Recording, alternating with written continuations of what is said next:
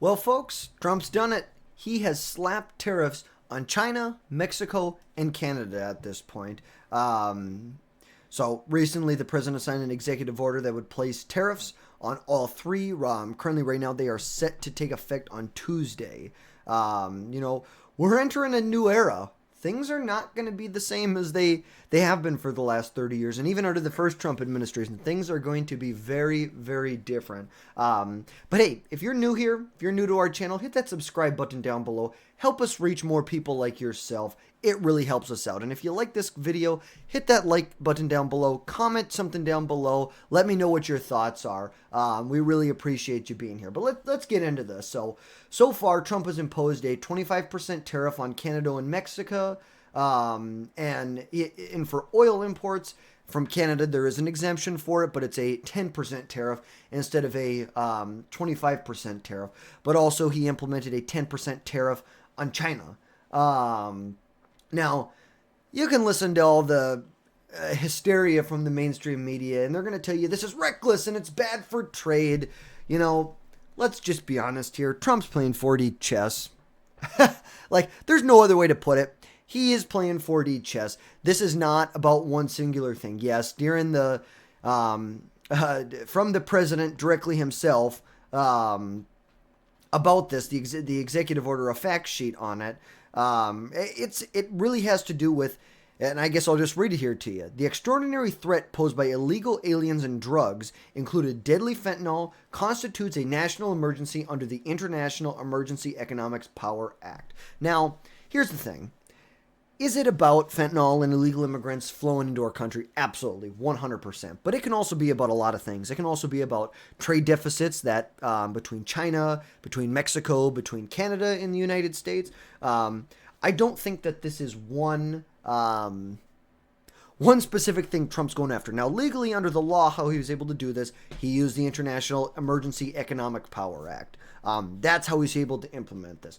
But this is so much more. This is a negotiating tactic. This is a way to curb illegal immigration and fentanyl to really get, how can we take control of these other countries here? How can we get them to do what we want? Because obviously they're not doing what we want. Don't believe the legacy media, the establishment media. They are part of the globalist elitists that would like all American jobs shipped overseas. If China can do it and treat their workers like crap, and they can, the playing field is not even. The playing field is not level. Let's just ship our manufacturing jobs over to China. Let's just ship them 20 miles south of Texas into Mexico, and everything will be okay. They just want us to live in this utopian globalist world. When we elect a president in the United States, we don't elect a president to make the world great again. We elected a president to make America great again. It's as simple as that. He is not here to put Canada first, Mexico first, or China first. He is here to put America first. And that is something the establishment Democrats, legacy media, and these far left lunatics do not understand. Trump is not here to make the rest of the world wealthy. He is here to make America wealthy, to make America safe, and to make America great again. It's as simple as that. Now, Mexico and China have been taking advantage of the United States. They've enjoyed sweetheart trade deals. And you know what those trade deals have done? They have hollowed out American manufacturing. Why is it that you see jobs in the Rust Belt, in Ohio, in Michigan, in Wisconsin, in Pennsylvania? Or, should I say, the swing states, except for Ohio. Ohio's not really a swing state anymore. But Pennsylvania, Michigan, Wisconsin. It's because these trade deals, like NAFTA, signed by Bill Clinton back in 1994 or something like that, totally gutted and hollowed out American manufacturing. And when Trump says he's going to put America first, that is exactly what he's doing here. It really is as simple as that. And so here's Justin Trudeau. Let's see what he's got to say in retaliation to the United States tariffs on Canada.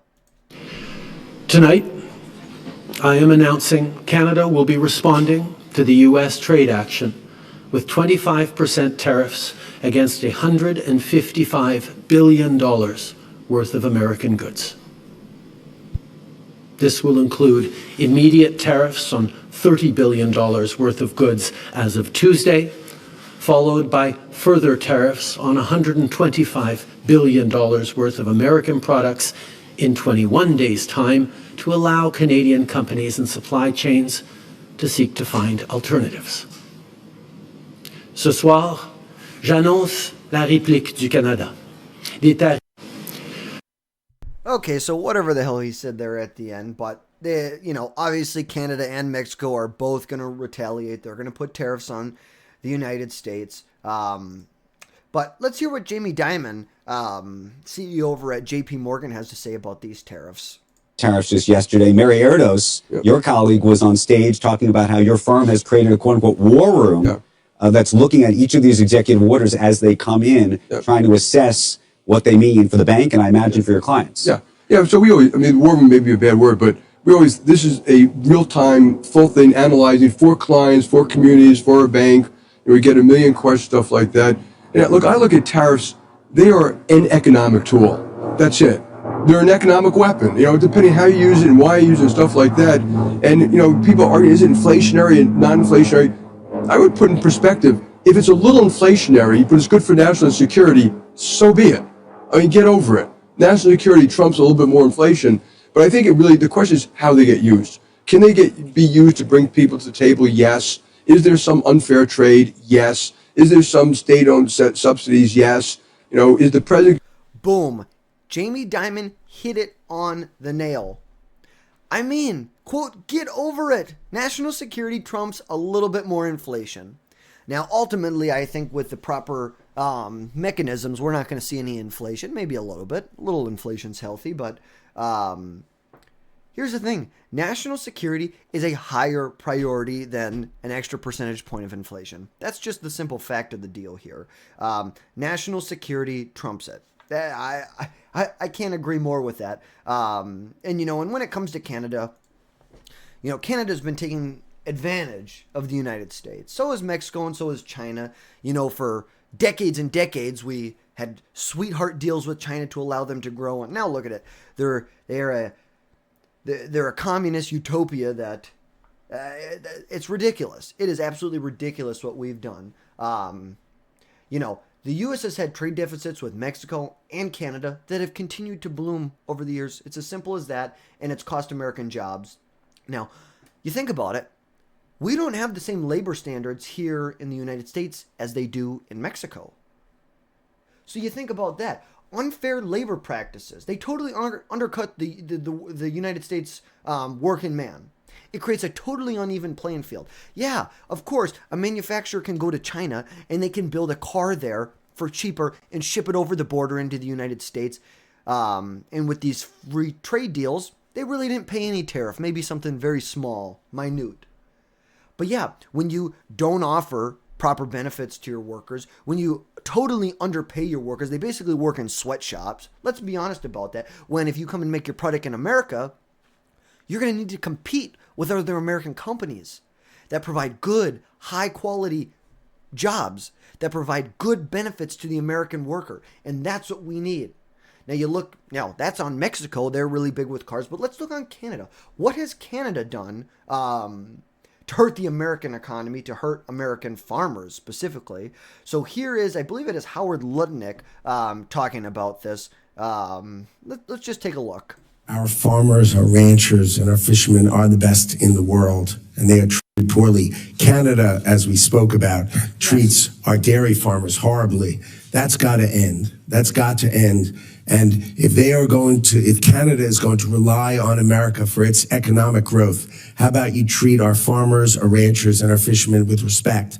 And so I think the president and our Trump administration is going to improve the lives and is focused on improving the lives of our producers, our farmers, our ranchers, and our fishermen. These are vital. So I'm going to work hard to make sure, as an example, for your dairy farmers, they do much, much better in Canada than they've ever done before. And that is a key focus. Boom, exactly. Let's look, when Trump wants to put a tariff on Canada of 25%, very minuscule compared to some of the tariffs that they have on the United States. Right now, on dairy products, Canada has between 245 and almost 300% tariff on items like milk, cheese, and butter. Why is it that dairy products are being taxed at 300%?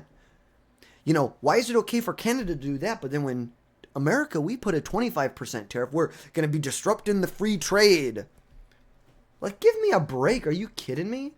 Chicken. Currently, chicken right now is tariffed around 240%. That comes from the United States going into Canada.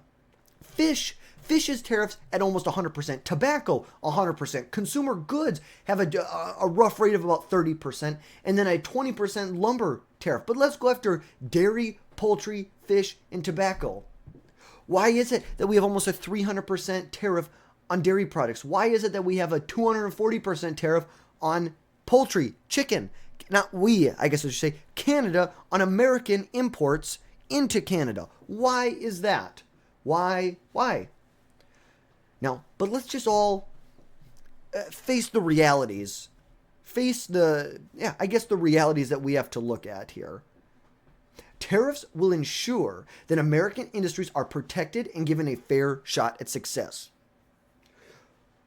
We're not going to go lower just because Mexico or China goes low. Just because Mexico is willing to treat their workers like absolute garbage doesn't mean it's a race to the bottom to how can we treat our workers like garbage. We need good, hardworking Americans to fill good paying jobs in America. You know, we've seen tons of factories shut down, workers laid off, and our economy weaken because of these unfair trade policies. And these tariffs, this is what we can use to level the playing field. And also, we can use it as a negotiating tactic. Now, I talked about earlier how this is really 4D chess. That's really what this is. You can do so many things at the same time. You can strengthen our economy, level the playing field against other competitors out there in the world who use unfair labor practices or wages to really undercut the United States. And now we're finally standing up for the American worker instead of sitting here catering to these globalist elitists who want to ship all of our jobs overseas, and they want it to be a race to the bottom of the barrel. Let's just be honest about this. Trump is playing 4D chess. He can use these tariffs as a way to get China to crack down on the fentanyl, to get Mexico and Canada to crack down on the flow of the fentanyl into the United States, while also at the same time leveling the playing field for American workers. It is as simple as that. And now, of course, there's going to be tons of liberal media and there are these so-called politicians that are just going to absolutely lose their mind. Oh, tariffs are going to hurt the consumer, drive up prices. They're going to ruin relationships with our neighbors. What? Ruin relationships? How is it our fault? How are we ruining the relationship? Why are they tariffing our dairy products by 300%? That doesn't seem very friendly to me. So when Canada stands up for Canada, it's okay. But when the U.S. stands up, we're just not being very nice to our neighbors. Like, give me a break. And now what they're not going to tell you, because they're just not, they don't want to recognize the reality. Like we just talked about, China, Mexico, and Canada have been slapping tariffs on American goods for years. Are you ever going to see an American-made car in China? I don't think so. But, of course, the liberal media, they're going to have their complete fake outrage, their crocodile tears. Now, here's the thing. Mexico and Canada have imposed tariffs on American goods, yet they get a free ride into our markets. Not going to happen. NAFTA was a terrible deal. Absolutely a terrible deal. Lost millions of jobs. Manufacturing jobs were shipped overseas to Mexico, Canada, and China, and even more, probably India and other places like that. And obviously Trump replaced it with the USMCA, and I believe he signed that, 2018, 19? I don't know the exact year. But remember, those same people who are going after the USMCA are now going to be going after Trump for his tariffs. Because here's the thing, globalists do not want America to win. They want the status quo, where foreign countries are going to get the most economic benefit at the expense of the American worker. We're going to lose jobs. Our jobs are going to be shipped overseas. Manufacturing jobs, factories are going to shut down. So they can open up in Mexico, 10 miles over the border, where they can make a car or some product for half the price because they just don't treat their workers the same. We need to level the playing field. Now, thank God Trump ripped off NAFTA. I'm not saying the USMCA is the greatest trade deal in the world, but NAFTA was absolutely terrible. It was probably one of the worst trade deals in American history ever. Ever. Now, with these tariffs, we're going to make sure that Mexico and Canada are going to hold up their end of the bargain. And I know that America, we can hold out. We can buy more products in America. Buy American-made products. Bring your manufacturing jobs back to America. The tariffs don't have to be a problem. Bring your manufacturing jobs to America. Build your products. Assemble your products in America. Sell your products in America. It is as simple as that. But we got to look at the big picture. Under President Trump, under his first administration, we saw record low unemployment. At the same time, when he was implemented tariffs on other countries, we saw historic wage growth and a booming stock market. Now, these tariffs, they're like I said, they're part of an overall strategy that Trump's going to use. Obviously, he wants to bring jobs back to America. High-quality American manufacturing jobs put in America first, stopping the flow of fentanyl into the United States, stopping the production of fentanyl in China. It is as simple as that. It really isn't. And we can't go back to enough. Trump is playing 4D chess here with these tariffs because we need to secure the American economy. Our future depends on it. Are we just going to ship all of our jobs overseas to China and let them sell it back to us? Is that really what we want? Do we really want a race to the bottom where foreign nations are going to dictate our economic future? And I'm happy. We're done of the softball economics. We're here to play hardball. And that's exactly why 77 million Americans voted for him? We need to transform the U.S. economy. Now Trump's thrown out there that he may want to replace the income tax with tariffs, and we'll see, U.S. income, it's going to be tough, and I think there's a lot of people who get excited when they hear something like that, and we'll see what happens. I think it would be a little premature to make a statement on that so far, but the reality is we're here to play hardball. We're not going to let foreign economies dictate our future. But we just have to look into the future at this point. This is a long-term solution to an immediate problem that we have right now. And we need Mexico, Canada, and China to finally step up and play a fair game. Mexico and Canada I think we need to renegotiate some of our trade deals that we have with Canada. But also we need to have some understandings in place. You are not going to allow fentanyl to come into America. You need to do a better job to stop it. It's as simple as that. We're a bigger economy. We can handle it. You can't. It's just as simple as that. We're 13 times the size of Canada? It's like, look right here. The United States, we have about $27 trillion in GDP currently right now. China's got about 17 million. Let's see where Canada's at right now. And this may take us a second. Let's see.